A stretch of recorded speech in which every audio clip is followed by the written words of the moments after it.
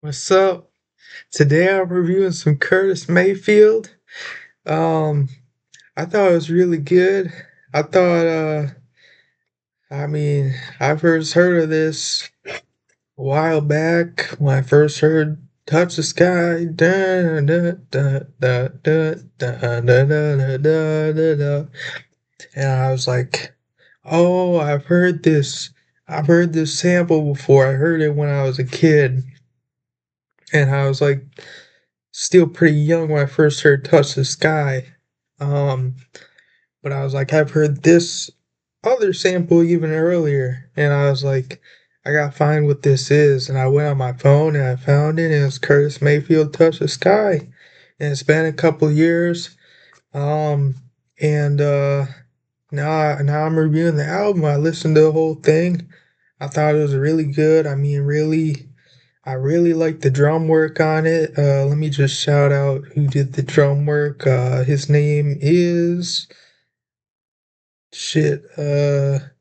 Fuck. Master Henry Gibson. Master Henry Gibson is the guy who did the drums, and the drums are really clean on this. I really like that.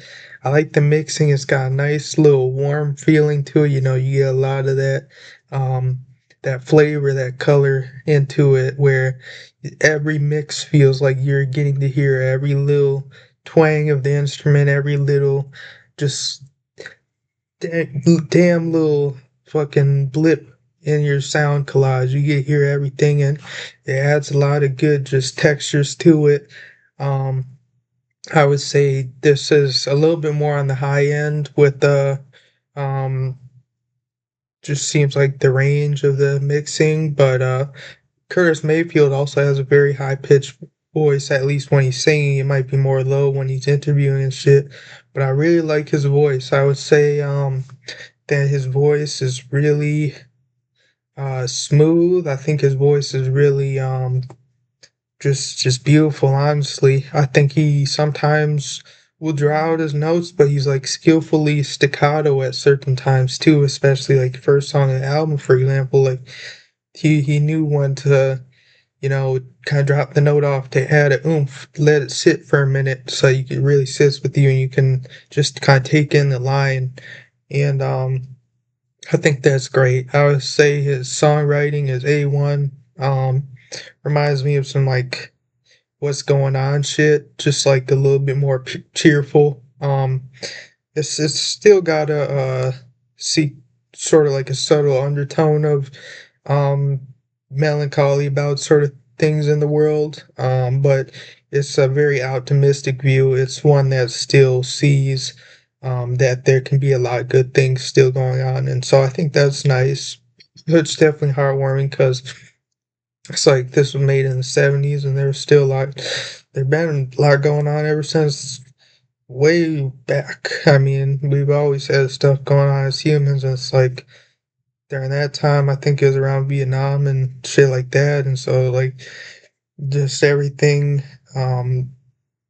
people have today too. It's like it's always gonna be relatable as long as we're having conflicts and other BS and just people hating each other and stuff. So I think it's good as a really positive message that it's not, like you can move up, you can elevate yourself. That's I think the album to me kind of centers around that song. Maybe just cause it is kind of at the center of the album, but maybe also because it's the most iconic and it was the one I'd heard before. Um, but I would say that I also really liked the first song on the album. I also really liked Give It Up, the final song of the album as well. I thought that was really good. Um, I think every song was good. There was zero duds, absolutely zero. Every single song really consistent. I think the soundscape was pretty similar with a lot of horns coming in at certain points and then strings as well to add a little bit of a dramatic feel to it. And you got a little bit of everything. But it's more lighter sounding drums, but there's a large collage of them kind of blending together, create this real almost fast feel where it feels like a lot of the songs are just moving forward, and I think that's really cool. I think Curtis Mayfield. I definitely want to listen to his other album that got a lot of fame for him, Superfly. I bet it'll be something totally new. Oh, it looks like a soundtrack for a motion picture too. Um, so that's awesome. That's about it. I would say definitely check it out. Curtis is what it's called by Curtis Mayfield. Don't mistake it for a 50 Cent album. Don't mistake it for a 50 Cent album. You get a different experience with that one. Um, Even though that one's not terrible either, but that's probably about it. Take care. Treat yourself well. Treat others well. Just live your life. Just be how you are. All right. Bye.